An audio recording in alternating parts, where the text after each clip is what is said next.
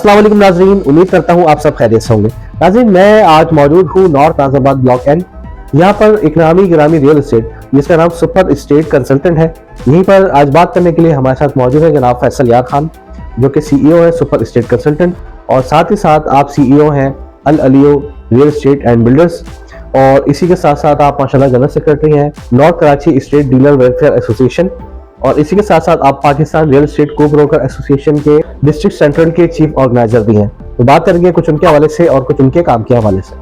अस्सलाम वालेकुम फैसल साहब, कैसे हैं आप? वालेकुम अस्सलाम काजिम भाई, आप सुनाए खैरियत से हैं? और सर काम वगैरह कैसा चल रहा है? अल्हम्दुलिल्लाह इन हालात में चल रहा है, किस किस चीज़ का शुक्र बजाना है। कितने अरसे से आप इस फील्ड से वाबस्ता हैं? ये 2006 में अल्हम्दुलिल्लाह मैंने नॉर्थ नाज़िमाबाद में ही रियल एस्टेट जो है इसका आगाज़ किया सुपर एस्टेट कंसल्टेंट के नाम से। इसके अलावा मेरा दूसरा ऑफिस नॉर्थ कराची के अंदर है, जहाँ आप आ भी चुके हैं। वहाँ मैं अल अलियो और अल हयान के नाम से जो है जॉइंट के अंदर वर्किंग कर रहा हूँ। यहाँ की मार्केट की मैं अगर बात करूँ तो दीगर इलाकों की निस्बत कैसी है? देखिए, नॉर्थ नाज़िमाबाद एक VIP एरिया है और यहाँ की मार्केट जो है वो बहुत ज़्यादा जो है बेहतरीन है दूसरे इलाकों के मुकाबले में। यहाँ पर एक नॉर्मल बेंगलो फ्लैट और पोर्शंस की कीमतें क्या चल रही है? देखिए, यहाँ पे अगर आप किसी पुराने प्रोजेक्ट के अंदर फ्लैट लेते हैं तो कम से कम 35 लाख रुपए से स्टार्टअप है, जो अब 1.5-2 करोड़ रुपए तक पहुँच चुकी है। और फिर उसके बाद बेंगलोर की हम बात करें तो 240 गज का स्टार्टअप ही यहाँ 3 करोड़ से होता है, डिमोलिश कंडीशन का 3-3.5 से, और पोर्शन यहाँ पे जो है 1.25 करोड़ से लेकर 2 करोड़ रुपए तक की मार्केट वैल्यू रखता है। आप यहाँ के अलावा और किन किन इलाकों में डील करते हैं? नॉर्थ कराची, सरजानी और नॉर्थ नाज़िमाबाद, ये समझे मेरा के मेन एरिया है। ऑनलाइन प्रॉपर्टी पोर्टल्स के आने से आपके काम में कितनी तेजी आई? देखिए, ऑनलाइन पोर्टल के आने के बाद कुछ चीज़ों के अंदर फायदे भी हुए, कुछ नुकसानात भी हुए, लेकिन मैं फ्यूचर के लिए समझता हूँ कि ऑनलाइन बहुत ज़रूरी है अब रियल एस्टेट के।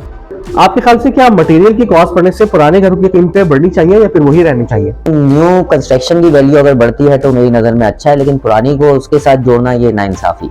रियल एस्टेट की फील्ड के अंदर एक ब्रोकर का किरदार कितना अहम होता है? मेन किरदार जो है ब्रोकर का ही रियल एस्टेट की फील्ड के अंदर जो है नुमाया किरदार रखता है, क्योंकि वो पब्लिक रिलेशन को जो है मार्केट कर रहा होता है और वही मेन चीज़ों को जो है क्लाइंट टू सेलर के साथ जो है कनेक्ट किया हुआ होता है। एक मकान, फ्लैट या प्लॉट लेते वक्त एक आम आदमी को किन बातों का ख्याल रखना चाहिए? देखें, आम आदमी को तो ख्याल किन चीज़ों का रखना चाहिए, बस अब तो जो पानी बिजली गैस है वो पूरे ऑल ओवर कराची के अंदर ही खत्म हो चुकी है। तो मेरी अपनी सोच ये है कि आम आदमी को ये चाहिए जहाँ उसका अपना और उसके बच्चों का फ्यूचर सिक्योर हो सके। अगर कोई पार्टी सौदा कैंसिल कर देती है या बैक हो जाती है तो ऐसे में आप उसके टोकन अमाउंट का क्या करते हैं? अल्हम्दुलिल्लाह हमारी सुपर एस्टेट प्रॉपर्टी का और अल अलियो रियल एस्टेट का शुरू दिन से यही सिस्टम रहा है कि हम किसी क्लाइंट का जो है टोकन कोशिश करते हैं कि डायरेक्ट हाथ में ना लें, और अगर किसी पार्टी को डायरेक्ट करवा भी देते हैं तो हम क्लाइंट से कह के रखते हैं कि हालात के बिना पे सौदा फॉरफिट करने की जरूरत नहीं है, क्योंकि हर बंदे के साथ ऊपर नीचे के मामला चलते रहते हैं। अच्छा, कभी ऐसा भी हुआ है कि एक ही मकान या फ्लैट के 2 खरीदार हो और दोनों ही बचे कि यार यही वाला मकान या फ्लैट हमें चाहिए, तो ऐसे में फिर आप क्या करते हैं? काजिम भाई, इस सिलसिले में ऐसा होता है कि जो पहले आए पहले पाए वाली बुनियाद के ऊपर सौदा किया जाता है, और ऐसा नहीं है कि हम नहीं चाहते कि दूसरा क्लाइंट ले या हम अपने कमीशन के चक्कर में उसे ना दें। जिसके नसीब में जो सौदा होता है हम कोशिश करते हैं कि उसको मैच्योर करा के चीज़ दिला दी जाए। इन्वेस्टमेंट पॉइंट ऑफ व्यू के हिसाब से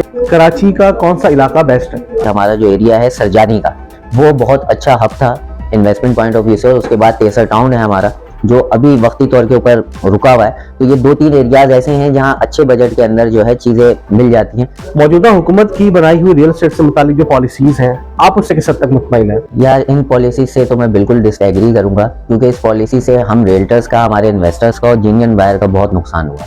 आमतौर पर रियल एस्टेट एजेंट्स और बिल्डर हजरात को सरकारी इदारों में लीज, सबलीज और डॉक्यूमेंटेशन के हवाले से क्या क्या मुश्किलात पेश आती है? सबलीज और सेल डीड वगैरह के लिए मुश्किलात का शुरू दिन से सामना रहा है, लेकिन अब मजीद जिस तरीके से टैक्स वगैरह और वैल्यूएशन इंक्रीज हो रही है ना, इसके बाद मजीद मुश्किलात बढ़ गई हैं। आप जो कंस्ट्रक्शन का काम करते हैं उसमें आप मटेरियल किस लेवल का इस्तेमाल करते हैं? अच्छा, अगर आप क्लाइंट की बात करेंगे तो क्लाइंट एज पर रिक्वायर्ड है कि वो जो भी हमसे यूज कराए, लेकिन अगर हम अपनी कंस्ट्रक्शन कहीं करते हैं तो कोशिश ये करते हैं कि हम एक क्वालिटी कम से कम इस्तेमाल कर लें। बाद एस्टेट एजेंट्स दूसरे एजेंट से मुकाबला करने के चक्कर में क्लाइंट्स के सामने अपना कमीशन मार्जिन या तो बहुत कम कर देते हैं या बिल्कुल ही गिरा देते हैं, तो इस पे आप क्या कहेंगे? बात यह है कि अब कमीशन एजेंट बेचारा खुद मार्केट का मारा हुआ है और हमारा कमीशन आज तक सिक्योर नहीं है। हमें कहीं गवर्नमेंट के इदारे से या कहीं से भी 2% हमारा फाइनलाइज नहीं हुआ। अब जो बड़ा सौदा है उसके ऊपर कोई मार्कअप के ऊपर या कमीशन के ऊपर कोई बड़ी डील है तो वो अपने हिसाब से मैच्योर कर लेता है क्लाइंट के साथ, तो आप उसके ऊपर किसी को क्या बोल सकते हैं? कोई भी प्रॉपर्टी सेल या परचेज करते वक्त एक आम शख्स का फाइलर होना कितना जरूरी है? देखिए, फाइलर नॉन फाइलर होना तो ये अब बहुत ज्यादा मायने रखने लगा है, वरना अगर देखा जाए तो आप अगर FBR से रिटर्न लेना जानते हो तो आपको चाहिए आप फर्स्ट डे से ही फाइलर हो जाओ। अच्छा, आप माशाल्लाह रियल एस्टेट के काम के साथ मल्टी मीडिया मार्केटिंग भी कर रहे हैं, उस हवाले से जरा हमारे नाज़रीन को कुछ बताइए। अच्छा काजिम भाई, मैं इस बात को यहाँ पे क्लियर कर दूं कि लोगों के जहन में यह है कि शायद मैं अब इस फील्ड में आया मार्केटिंग के हवाले से, लेकिन मेरा बुनियादी काम मेरे वालिद साहब का यही था जो हम सुपर साइन के नाम से करते थे। सुपर स्टेट मैंने 2006 में खोली और मल्टीवर्क के बगैर अब मैं ये समझ रहा हूँ कि हमारे ब्रोकर्स हजरात का और कॉमन वेल्डर्स का बड़ा मसला है कि वो इस हालात के अंदर अपने आप को कैसे सरवाइव करें।